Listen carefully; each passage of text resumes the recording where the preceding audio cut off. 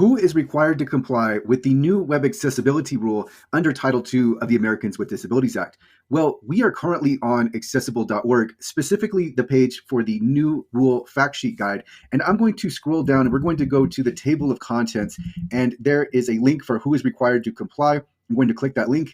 And then we go directly to this section where we have a cover image that gives us a really nice preview of some of the different public entities that fall under Title II.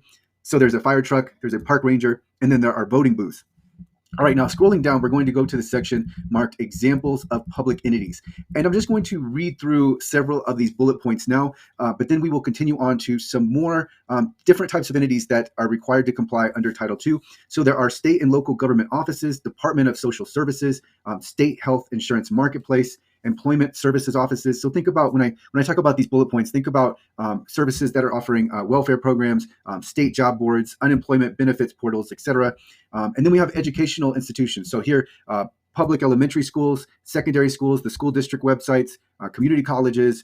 Think about public universities, so their libraries, their student services websites. And then we have law enforcement, so this can include state highway patrol, local police department websites. We have emergency services, so fire departments, EMS, judicial systems, so all of the court websites, municipal courts, state courts, election offices. And then we have healthcare facilities, so public hospitals, the patient portals, any appointment systems, public health clinics, parks and recreation programs, so city parks, state parks, all of their websites, registrations, calendars, public libraries, so city libraries, county libraries, and then public transit agencies, so this can include the city bus services, regional transit authorities, online ticketing systems, et cetera, and so on. So that gives you a really good idea of the different types of public entities covered by Title II.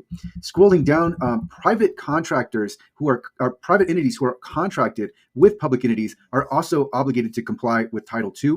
So just going through a few of the bullet point examples, any transportation services. So if a private company is contracted by the city to operate the bus services, then that private company is going to be covered by Title II. Retail services. So the fact sheet, the ADA.gov fact sheet gives the example of a convenience store that is selling lottery tickets for the state. That convenience store is going to fall under Title II. And then we have educational services. So if a government agency contracts with a private educational service provider to offer virtual classes or a learning program, those classes, the program, the platform, all of the materials, they all need to be WCAG 2.1 AA conformant.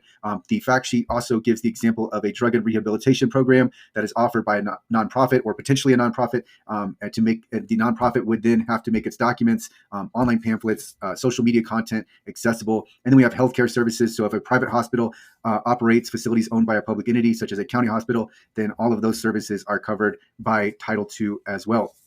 And then we get to a section marked special district governments. And what are special district governments?